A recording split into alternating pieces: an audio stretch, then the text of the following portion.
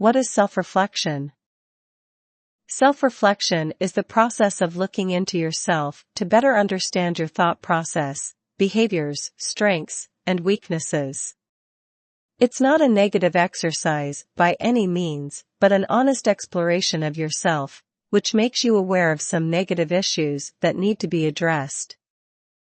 Self-reflection is an intentional process, meaning that you don't do it randomly on the bus home from work or as you're walking down the street. Of course, you could do that in theory, but it would probably be more of an aimless jumble of wandering thoughts rather than deep introspection. There can be too many distractions and interruptions.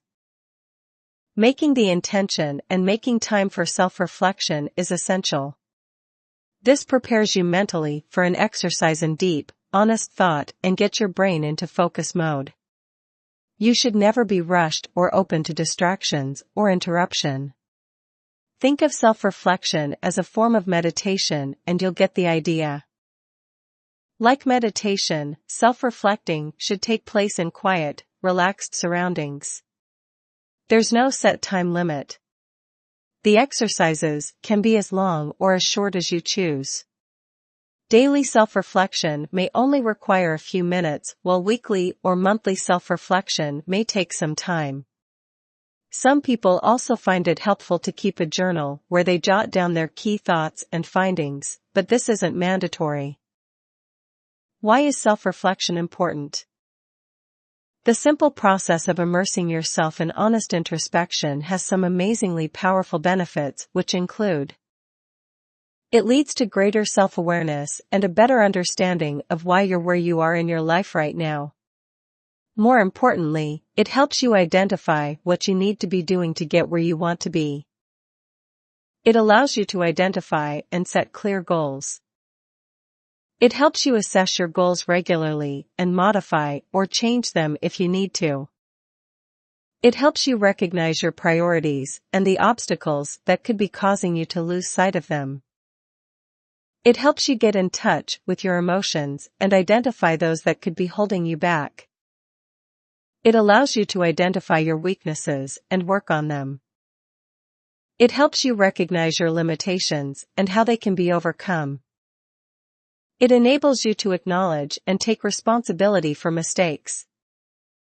It gives you more control over your life and the direction in which it's heading. It's a great way to reduce stress and release repressed emotions. It brings inner peace and mental tranquility. So, how exactly do you practice self-reflection? Just follow these 10 powerful methods. They'll ease you into the practice and develop it into a consistent habit. Over time, you'll master the art of self-reflecting and be able to practice it on a daily, weekly, or monthly basis. 10 powerful self-reflection practices. 1. Find what works for you. The first step is to decide when, where, and how often you want to self-reflect. Every day or a couple of times a week is fine, and so is weekly, bi-weekly, and monthly. You could choose a combination of shorter weekly reflections and a longer one monthly, and so on. There are no set rules for beginners. Schedule a time as you would for exercise or meditation to begin incorporating the practice into your lifestyle. Schedule a time, but no duration. Don't use a timer or an alert or set a time for when you need to finish. Ideally, then, your scheduled time shouldn't be squeezed in between 2 pressing appointments or tasks. Give yourself ample time to reflect at leisure without feeling pressured. Next, decide where you want to practice self-reflection. The 2 keywords are quit and comfort. It could be at the end of the day when you're lying relaxed in bed. It could be early in the morning over a cup of coffee. You may prefer to do it outdoors while taking a nature walk or sitting on the beach. You could even create a special nook in your home with a comfortable chair or mat where you feel secluded and relaxed. Play around with different times and places to find what works best for you. Decide if you'd like to self-reflect to soft music or soothing nature sounds. If so, find some tracks that you like and download them to your phone. Listening to music through headphones will block out noise distractions, so you might find this helpful as well. Deciding on the best time and place for self-reflection doesn't mean it's set in stone. You can alternate between different times and places, depending on your schedule, so that the process doesn't become a dull routine. It should be an enjoyable, relaxing exercise that leaves you refreshed and at peace with the world. 2. Answer relevant questions. A great way to start your self-reflection is by answering the important questions that have arisen, or pertinent questions about where you are in your life.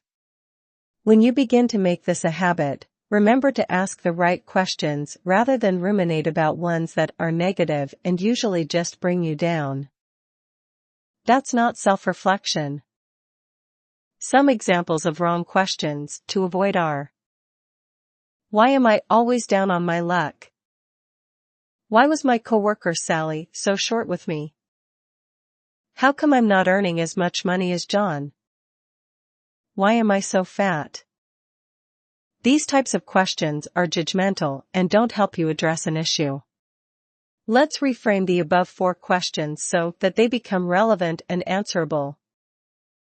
Are my goals realistic and achievable? Do I need to revise them to understand why I'm not achieving my desired outcome? Was there a misunderstanding today? Should I speak to Sally and ask why she seemed offended? Do I communicate well with my coworkers? What skills can I develop to be able to get ahead and earn more? What steps can I take to lose those extra pounds I gained over the holidays?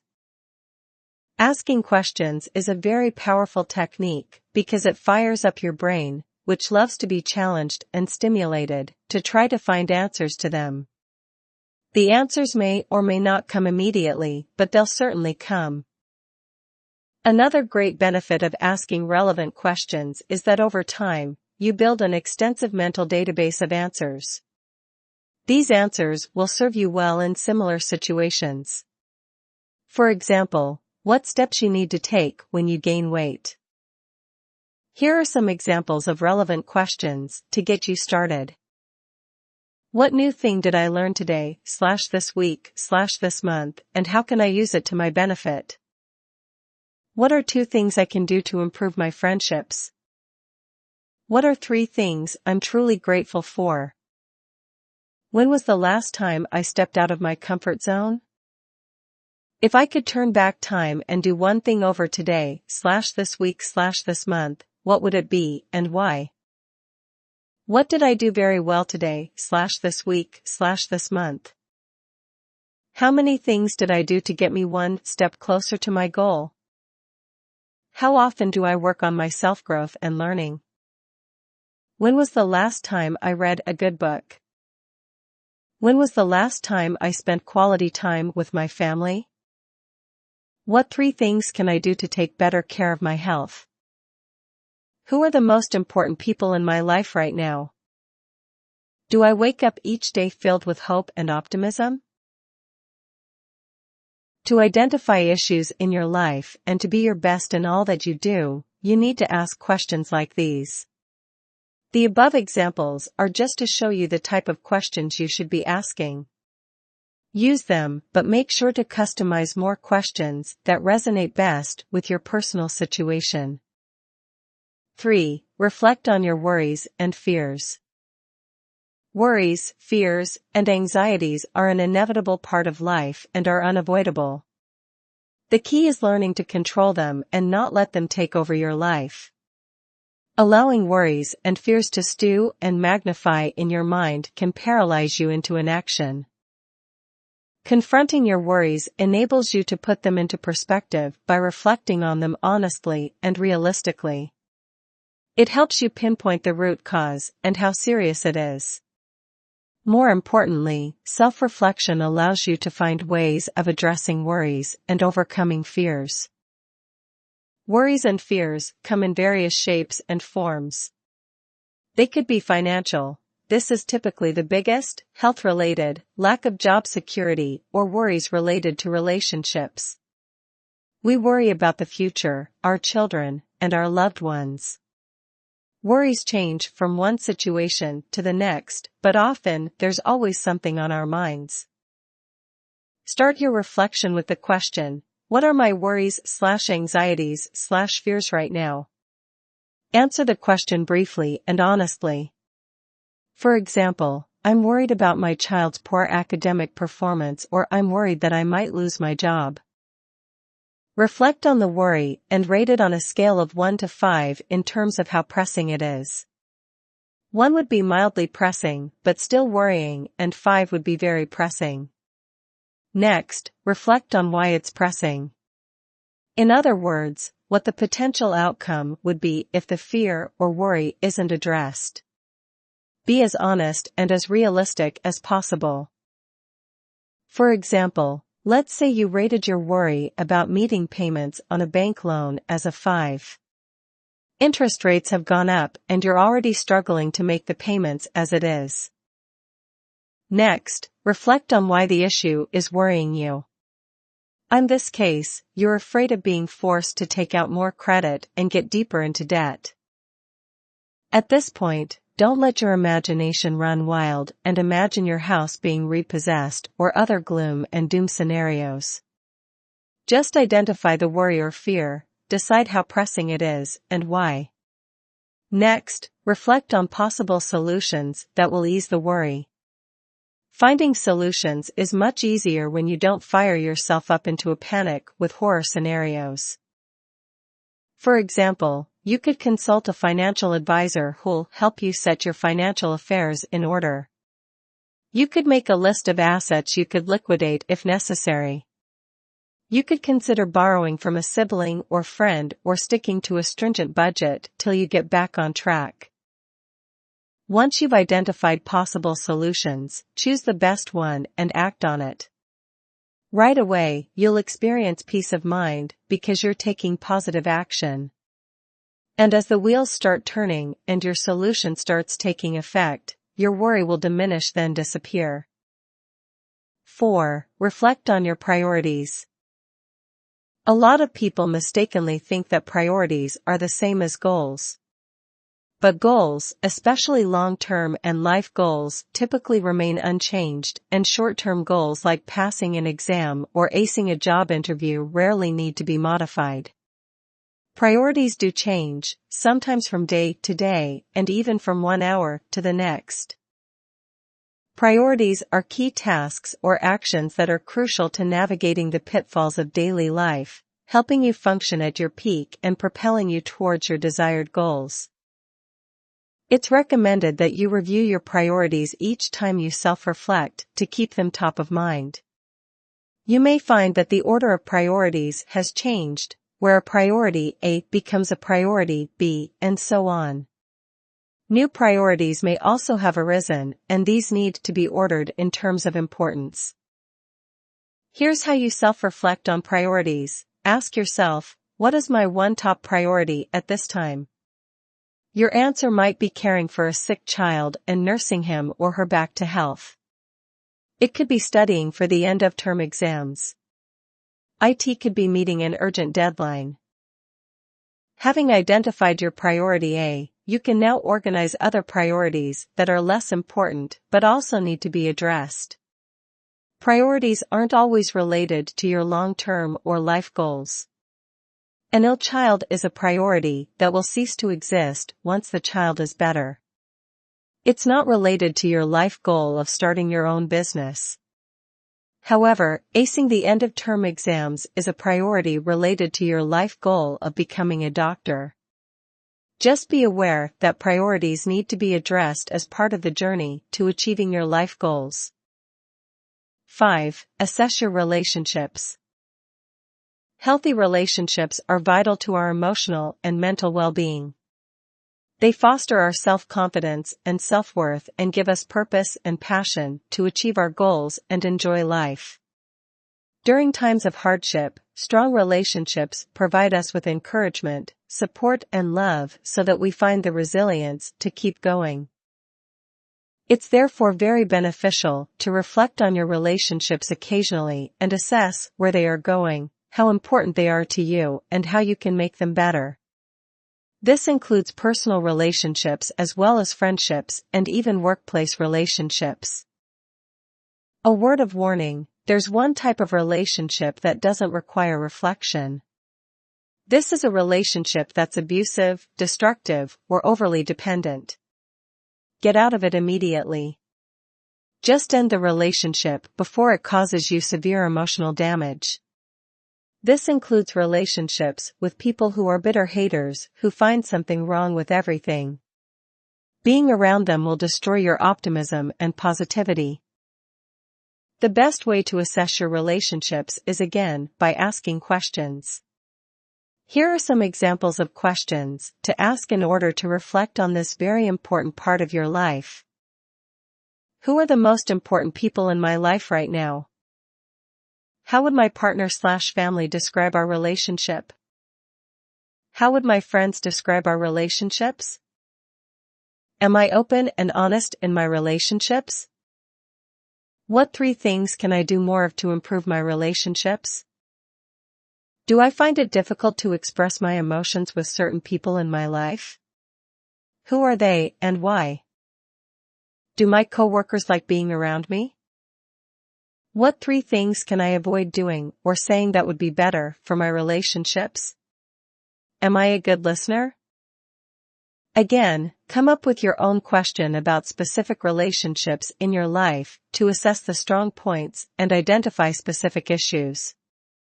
Take full responsibility for your part of the relationship rather than throwing blame on others. Reflect on yourself first, and if the other party in a relationship is at fault, consider a one-on-one conversation to point this out. 6. Reflect on your health. All of us are health conscious to varying degrees. Everyone wants to stay fit, look good, and live long active lives. Wherever you stand on the health scale, reflecting on your physical and mental well-being from time to time is very useful. First, mentally list the things you do that are beneficial for your health, such as going for regular medical checkups or getting enough sleep. You can do this in writing as well if you enjoy keeping a journal. Next, list the things you do that are harmful to your health. Don't worry, most of us have a pretty long list. It might be smoking, going on fad diets, or indulging your sweet tooth too often. Now, go over the good and bad lists. Add more health-promoting things you could be doing to the good list, or what you could be doing better. From the bad list, pick 2 unhealthy habits and make the intention to break them. Reflect on your current diet and eating habits, and make a mental or written list of foods you should be eating more/less of. Are you eating 3 regular meals a day? If not, why? What can you do to correct this? Reflect on 3 good things you did for your health recently as well as 3 things you should have avoided. Identify specific issues like frequent colds and flu, fatigue or recurring headaches, and make the intention to get these checked. Don't overlook your mental health either. This includes clarity, focus, and memory. Do you suffer from mood swings, depression, or brain fog? Most of these issues are related to diet or sleep habits and are indications that you need to eat healthier and sleep better. They could also be due to the lack of exercise, so reflect on that one a little bit as well. There's no best way to reflect on your health, so just do what works for you. Ask questions, create lists, or make resolutions. Just remember, you owe it to yourself to take good care of yourself because oftentimes we tend to neglect our health under the pressure of our hectic lives. 7. Practice mindfulness. Learning to be mindful will up your self-reflection and really help you hone in on what's important. The practice of mindfulness means being always present and being grounded and focused on what's happening in the moment. It also involves paying attention to what's happening without judgment and without letting feelings impede your thinking. Or in other words, there's no right or wrong way to think of a given situation while it's happening. You can see how self-reflecting mindfully can really help you focus on what matters. Firstly, you don't allow emotions such as fear or anger to run away with you and impede your rational introspection. Secondly, being present means you don't revisit the past or jump ahead to the future. You simply reflect on what's going on in your life while being grounded, non-judgmental, and present. Mindfulness also spills over into other aspects of your life and can help you experience dramatic improvements. Here are some additional benefits of mindfulness. It improves overall brain health and cognitive function. You'll experience improved clarity, focus, and memory and less brain fog during the day. It's good for your health. Studies have shown that people who practice mindfulness report having more energy, vitality, and overall optimism. Mindfulness is a great way to keep your stress levels down because it helps you gain more control over your emotions. It helps you express emotions calmly and rationally. It fosters tolerance, acceptance, and compassion as well as gratitude. It improves relationships. It ups your productivity and efficiency. The best way to develop mindfulness is through mindfulness meditation and mindfulness exercises. YouTube offers a huge variety of these, so do your due diligence and start growing this amazing quality. 8. Don't dwell on the past. There's a difference between briefly revisiting the past and dwelling on it. It's common for past experiences to come up during self-reflection, and these could be positive or negative. The goal should be to review the lessons learned from both and move on. The goal isn't to dwell on the past so that it overshadows the present. You might find yourself too often reliving memories of good experiences and past successes and longing for the good old days. Instead, let them motivate you to seek opportunities for greater success and happiness. Most people, however, spend too much time dwelling on negative experiences such as childhood traumas, painful breakups, and embarrassing failures. Reflecting on these creates a flood of negative emotions like guilt, anger, bitterness, and fear of moving forward. You can train your brain to stop dwelling on the past by being alert to your thought process. When you find your thoughts drifting back in time, tell yourself that the past is out of your control. You can't go back in time and do things differently. What you can control is the present, and you can take action to shape a better future. When you send these thoughts to your brain consistently, you'll find that you begin to dwell on the past less and less. Naturally, practicing mindfulness is another powerful way to release the past and stay present in the here and now. 9. Make it a ritual. Self-reflection should never become a dreaded task or a dull routine. It should be something you look forward to, like a visit to the spa or a relaxing meditation. It's a great form of self-nourishment and self-empowerment that you should get pleasure from. Make self-reflection an enjoyable ritual with a few simple tweaks. Start by creating a relaxing ambience. Designate a comfortable, quiet space where you won't be disturbed. Light candles or diffuse a few drops of your favorite essential oil, and make sure you have a comfortable chair or cushions. When outdoors, pack a lunch or bring a thermos of coffee or tea. Consider various ways to practice self-reflection outdoors when the weather permits. A pretty park or quiet beach are ideal spots. Practicing self-reflection while stargazing on a warm night is an amazing experience. Try alternating between indoor and outdoor self-reflection to maintain your enthusiasm and pleasure. Consider preceding your self-reflection with a warm bath or a favorite snack.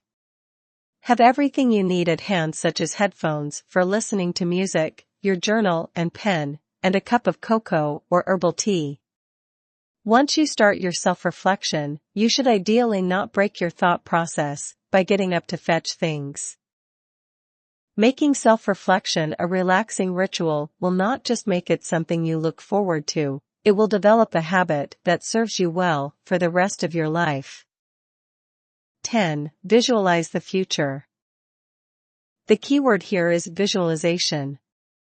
Studies indicate that consistent visualization keeps your brain fired up so that it generates ideas and behaviors that propel you towards your goals. Visualizing the future is very different from worrying about it or planning for it. When you visualize your future, you create scenarios where you have achieved all your goals and dreams. You're exactly where you want to be in life. The resulting flood of positive emotions tells your brain that this is something that makes you happy. It will then work overtime to guide your thoughts and behaviors towards that future outcome. It's simple. Just close your eyes and imagine that you're running a successful business or that you've become a best-selling author or whatever your life goal may be. Be as imaginative as possible and experience the scene with all your senses. This includes colors, smells, conversations, and other people who are sharing your success. Naturally, visualization is a great way to end a self-reflection session on a very positive note. Do feel free to practice visualization as often as you want to, the more, the better. Additional questions for self-reflection. The best way to practice self-reflection is by asking questions. Here are some additional questions you can personalize and use. They cover different areas of life and can help you better understand and assess where you are. Personal traits and qualities. What quality or talent makes you unique and special? What would you say is your biggest weakness or flaw? In addition to your life goal, what is your biggest goal for this month? Do you have all the skills, assistance, and resources you require to achieve your current goals? What skills do you need to hone or acquire to achieve your goals? Are there any issues or people that you're avoiding? If so, why? What was your biggest personal success/achievement this month? Career-related questions. What was your biggest contribution to your team this week/month? What was your biggest career achievement this week/month?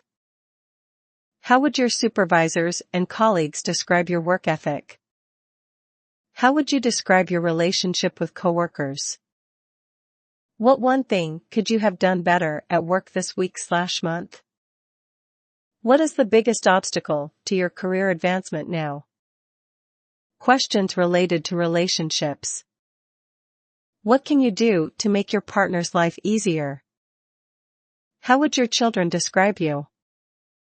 Would your friends describe you as loyal and supportive? What can you do to achieve a better work-life balance? How can you express more love and appreciation to family and friends? What would your partner say is your biggest flaw? Are you always putting the needs of others before your own and neglecting yourself? Do you express your emotions openly and honestly to the people closest to you? What is the one thing you and your partner argue most about? Conclusion. Self-reflection is too important to be practiced randomly or not practiced at all. If practiced consistently, it can dramatically turn your life around and shift your mindset about the way you perceive yourself and others. Self-reflection helps you assess your goals and relationships, identify your priorities, and confront your fears. It shows you what you should be doing more of and what you should be avoiding in order to achieve your dreams.